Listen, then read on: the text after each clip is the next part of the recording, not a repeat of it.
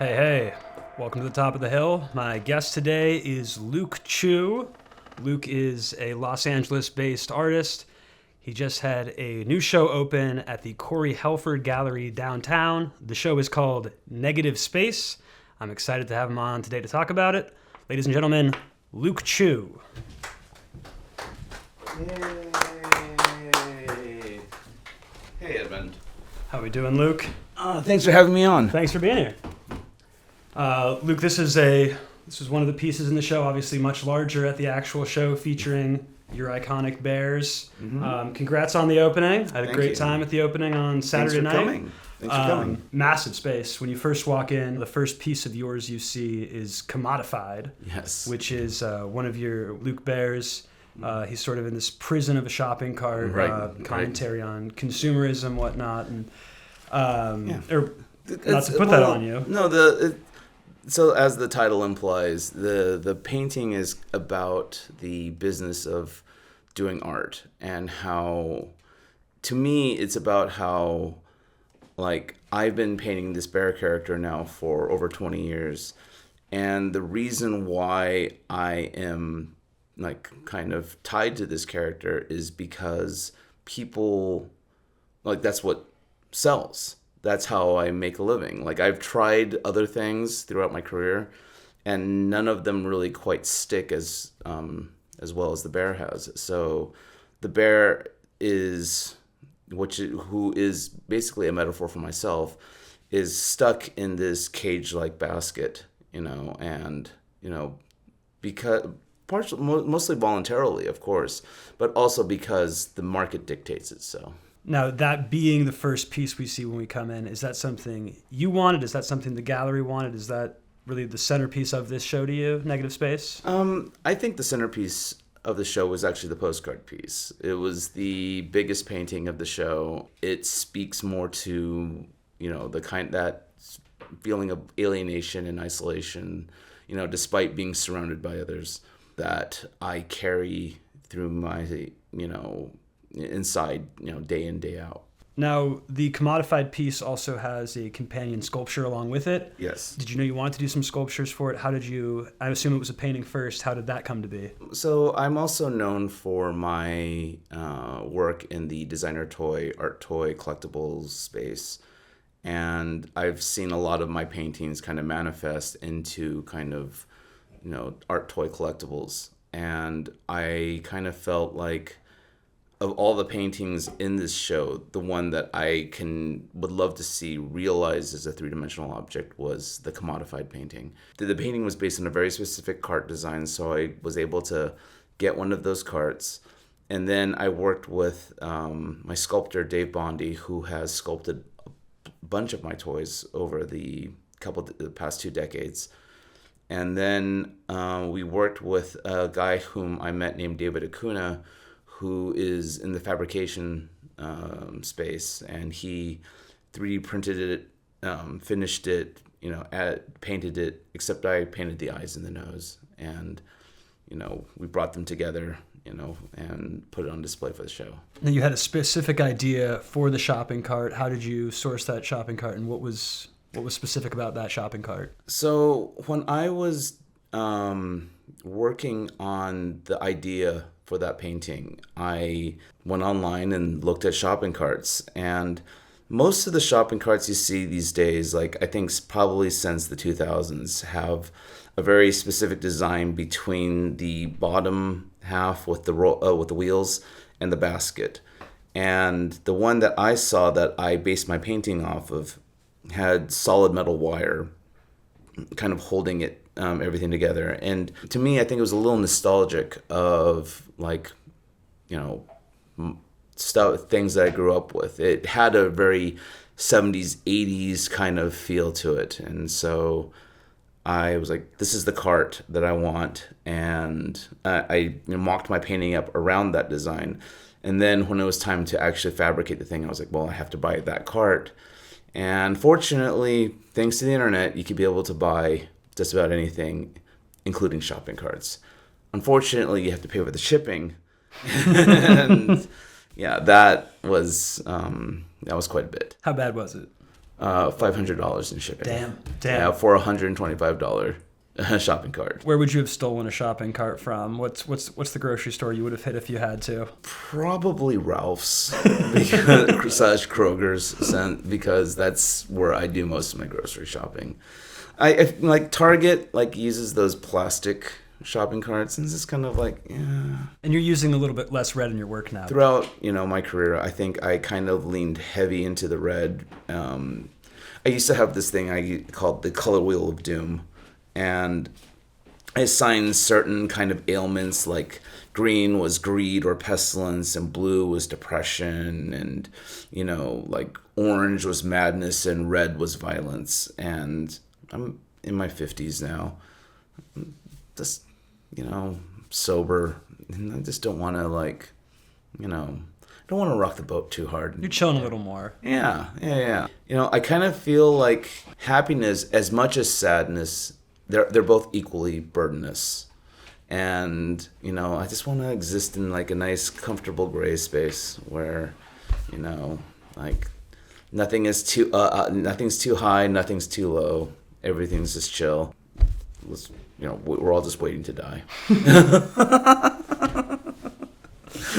The timeline of creating negative space, you say, you were talking to me before we started shooting that, that's been going on 8+ months. The oldest piece that ended up making it to that show, and they're all new pieces in the show, how long ago did you start working on that? And then when did you put a bow on all of it? What is, before the opening?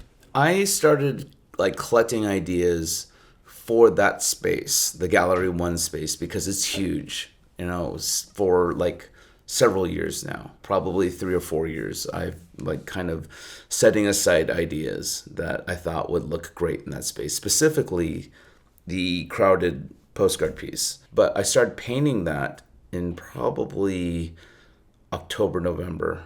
Come January, I've got less than 6 months to put this all together. It became, it went from 8 to 10 to 12 to 14-hour days, just painting in the studio. And I usually start off with painting the biggest, most ambitious works first. Once I'm done with those, I guess go smaller and smaller and smaller, because I could get those pieces done faster.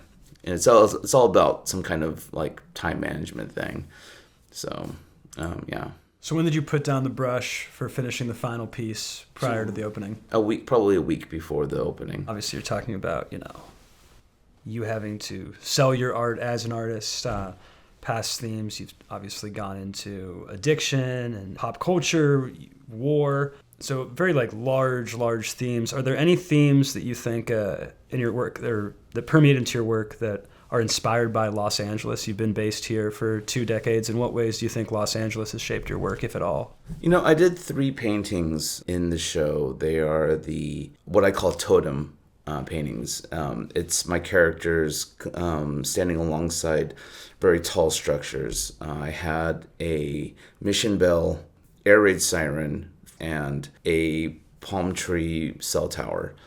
And it's funny because a friend of mine who saw it said, this is, the air raid siren is very LA, the palm tree is very LA County, and the mission bell is very California. I moved to LA in 2003, so 23 years now. Grown up in California, and so I kind of feel LA,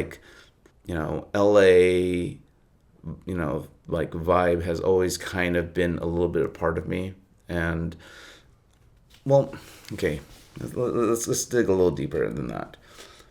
This style of illustrative art is very much an LA thing. Growing up, I never ever imagined this idea of being a working artist. I went to school for graphic design, and when I moved to LA in 2003, I, didn't even know that there was an art scene.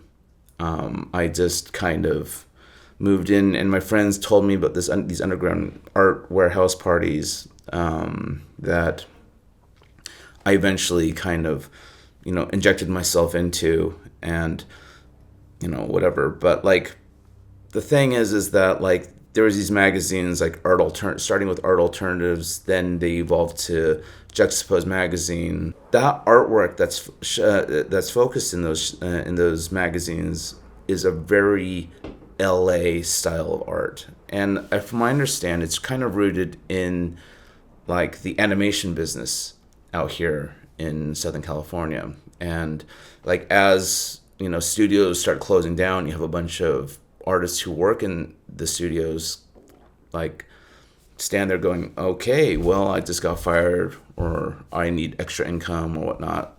What am I going to do? I have this illustration skill. I have these ideas.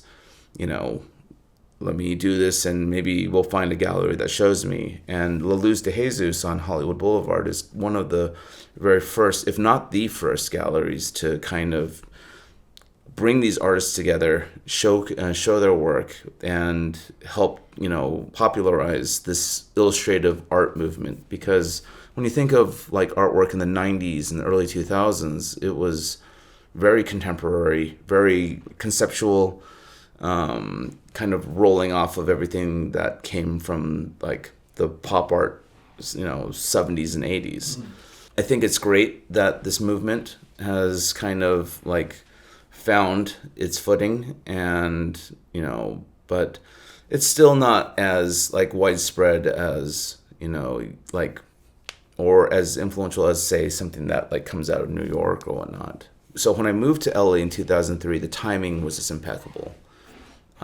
I came out here. I didn't know what I was going to do.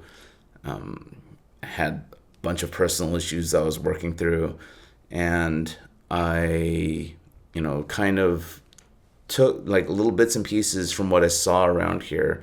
Went to galleries like Mary Karnowski Gallery, Copro Gallery, La Luz de Jesus. The work that I saw there helped formulate these ideas in my head into what became the style that I'm probably best known for now.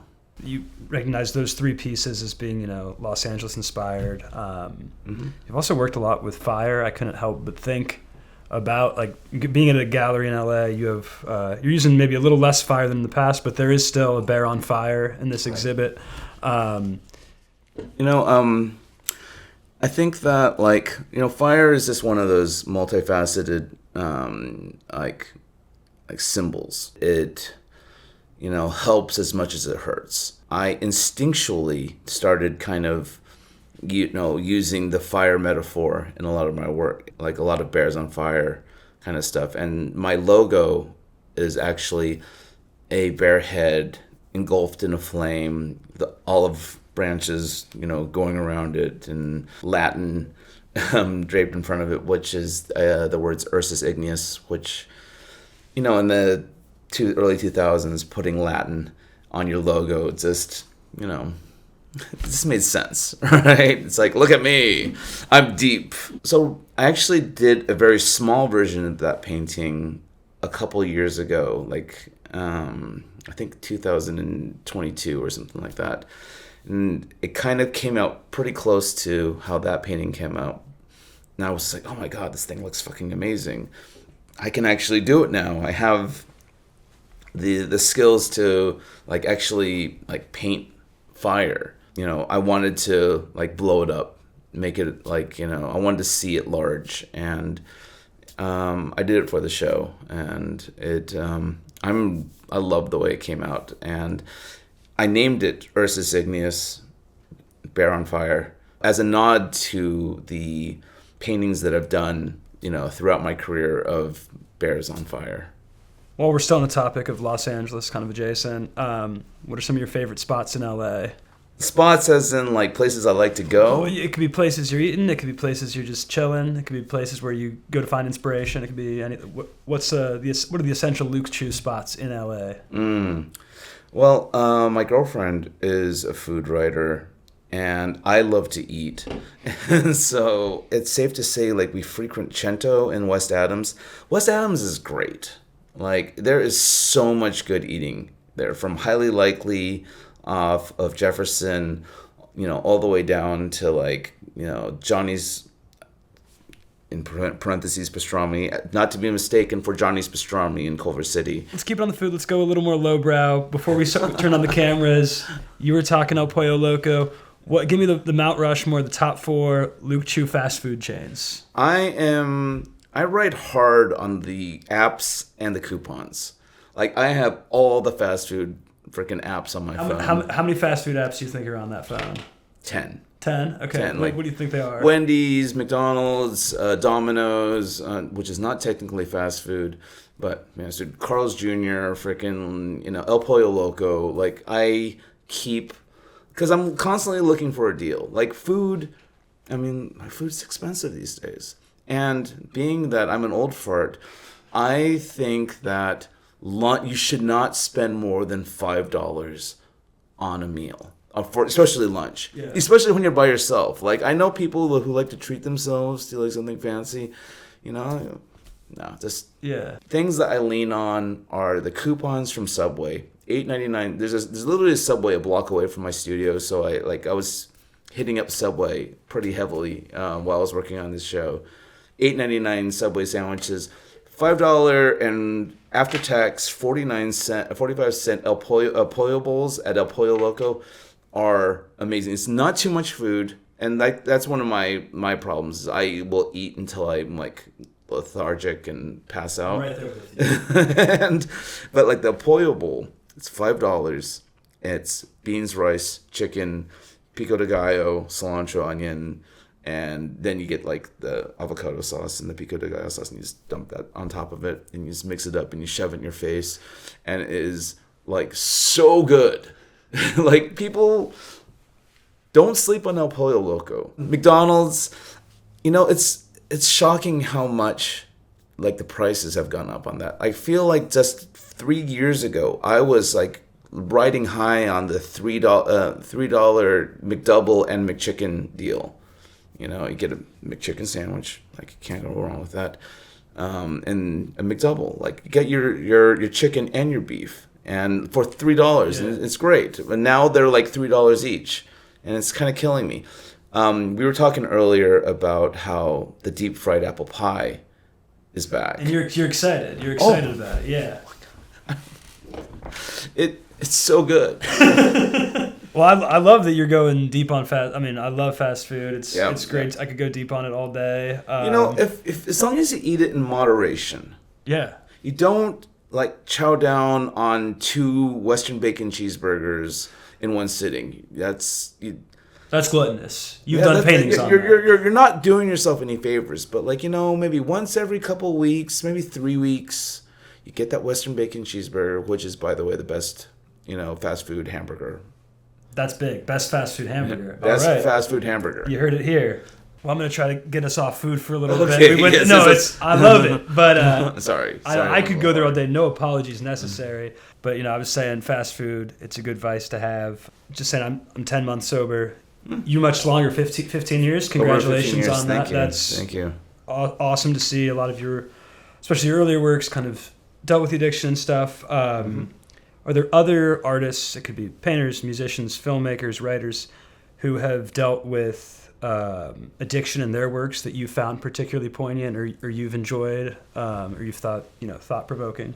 I don't know whether or not there's any artists who like externalize their addiction issues into their artwork who really spoke to me in the sense. It's easy to like talk about like, oh, I'm an addict, but like it's another thing to like go like, oh, I'm sober and I'm struggling to like stay like here, stay in a sensible place. You don't see a lot of that kind of stuff going on. I actually did a painting about it. It's a painting called The Meeting. It features a ring of folding chairs and a monkey like sitting there. The monkey's supposed to be kind of metaphorical for the idea of the monkey on your back. It kind of talks about the fact that before I finally was able to stick to my sobriety, I'd been in and out of like rehabs for years, and through those rehabs, I became pretty familiar with, the fellowship, and went to a lot of meetings and stuff. Even had a sponsor and whatnot, but it never really quite clicked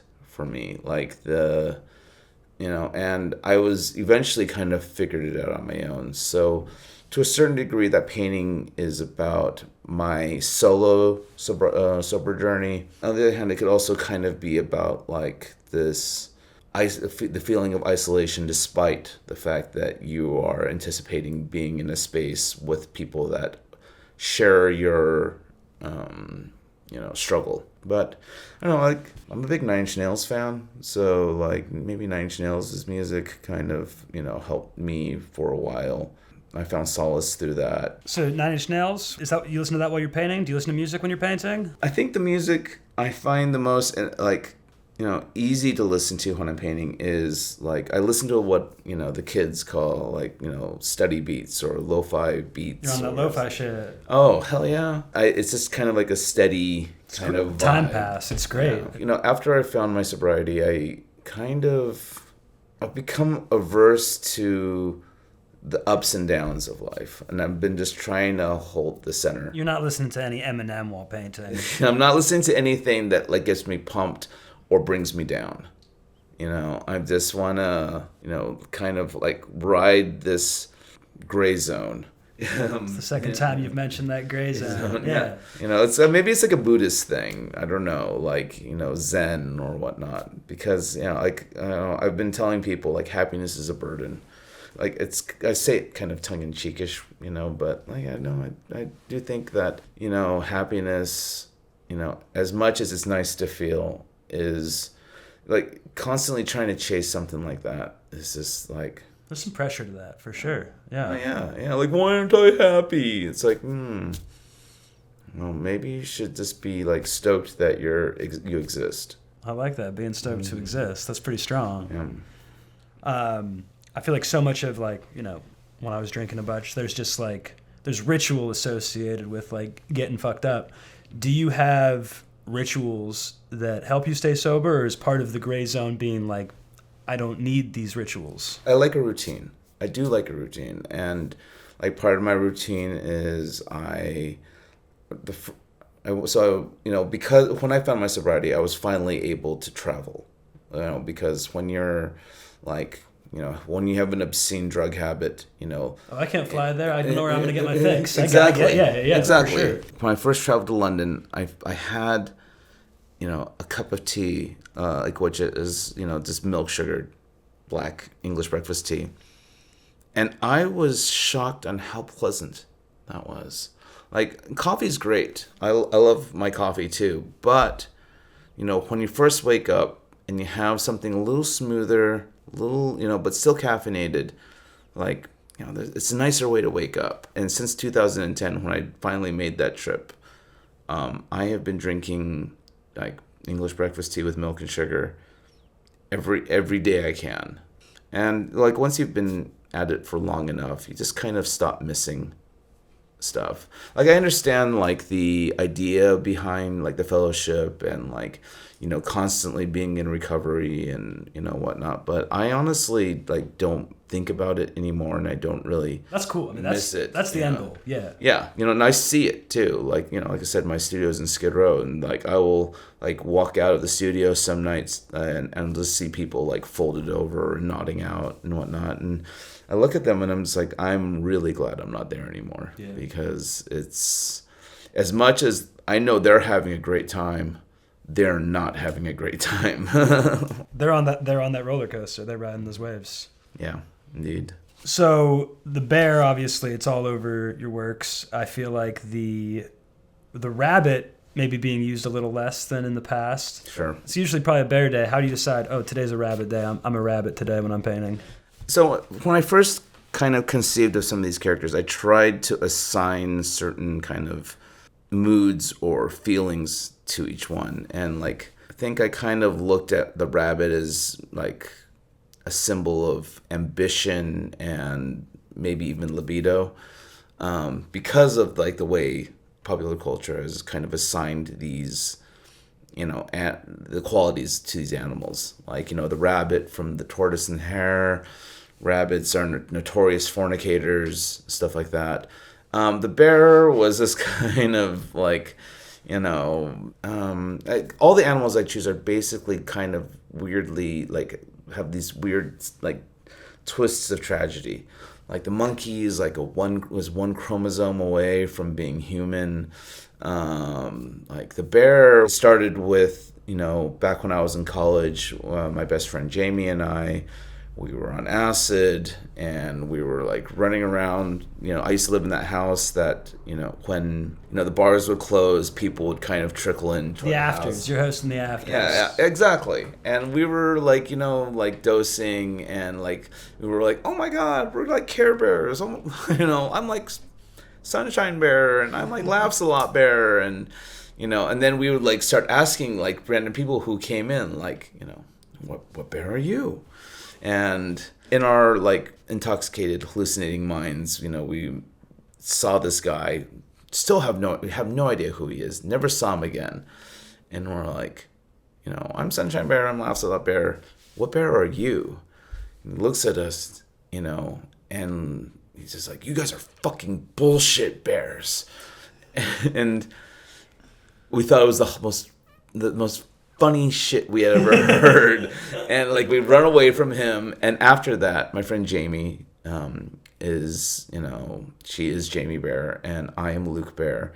And we refer to each other as those pet names, since then. And, and then I think that the novelty of like, a person of my kind of build and Chinese, like just, from my dating life or love life, whatnot, has inspired like pet names like, oh, you're like my panda, or oh, like whatever. And so when it was time to like come up with a character design back in 2003, I gravitated toward a bear because it just made sense to me.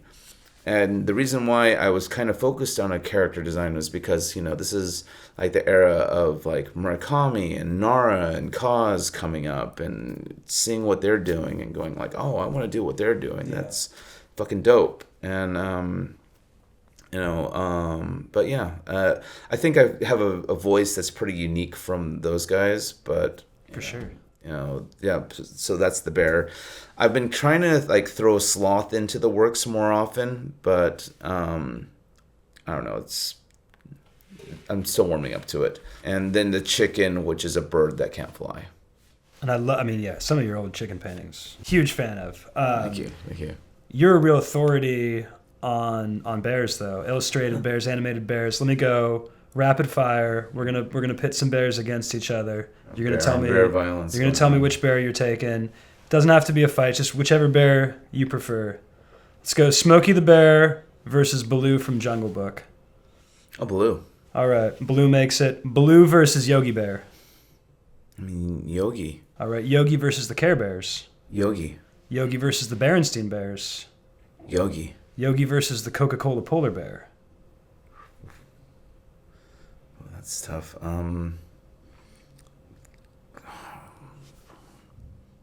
See, the thing is, Yogi is smarter than the average bear, and I value intelligence, so I'm going to, say Yogi. Okay, Yogi versus Paddington Bear.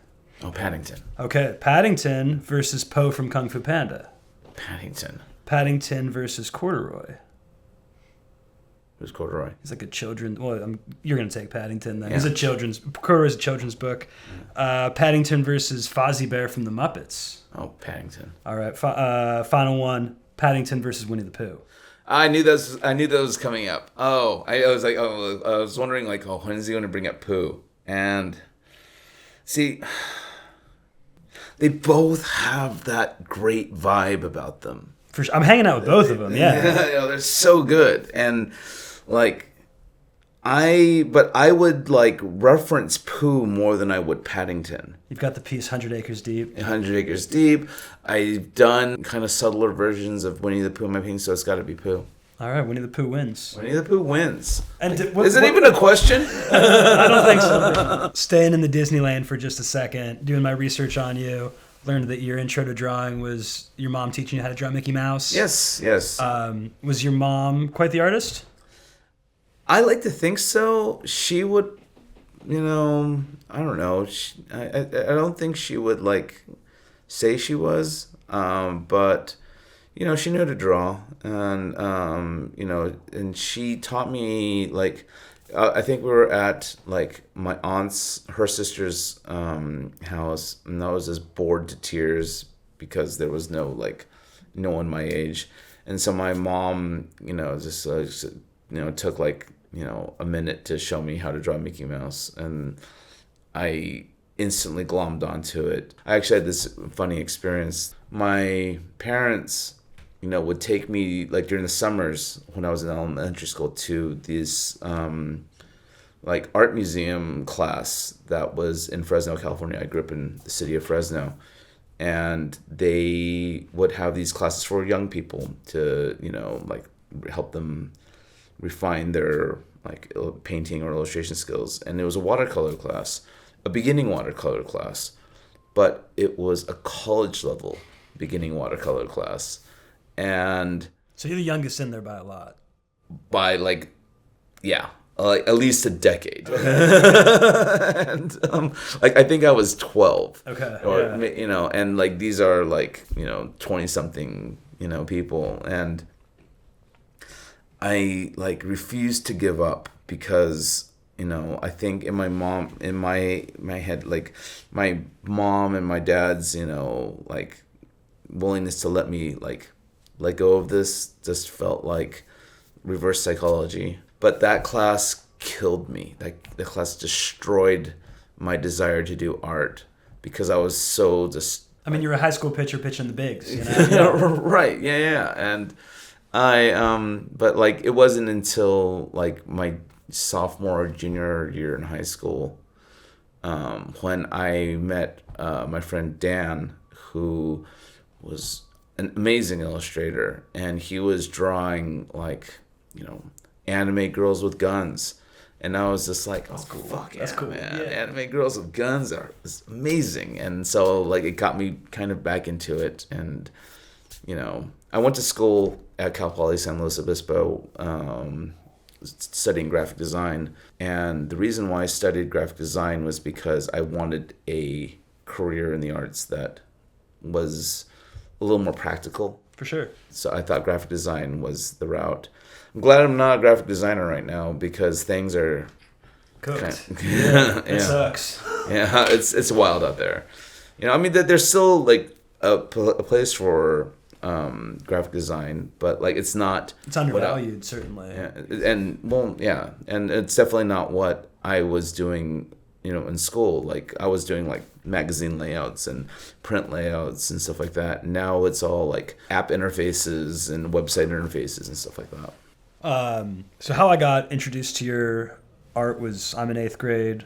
Fall Out Boy drops Folia Do. I'm sure you get that all the time. I'm sure like that's how people. Yeah. How did that come to be? Were they fans of your work, and then did you listen to that album before making the album cover, or was that just kind of like you cooking? I mean, you probably get asked about this all the time, but that's what. I used to draw your chickens in 8th grade art class after Googling you after listening to Folia Do. Yeah. It started off when the lead singer from Good Charlotte, Joel Madden, started buying my artwork and had a really great collection of it. And apparently, like Pete Wentz and the guys from Fall Out Boy, like, were introduced to my work through Joel, and they, reached out to the gallery who I was working with at the time, Gallery 1988, Jensen Karp, and they brought us together. The idea for the album cover came about when I met Pete Wentz.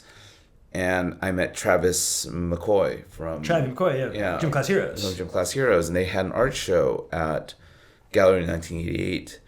And I remember, like, I was walking around through the show, and I was just looking at, like, their fans. And there were so many little Pete Wentzes.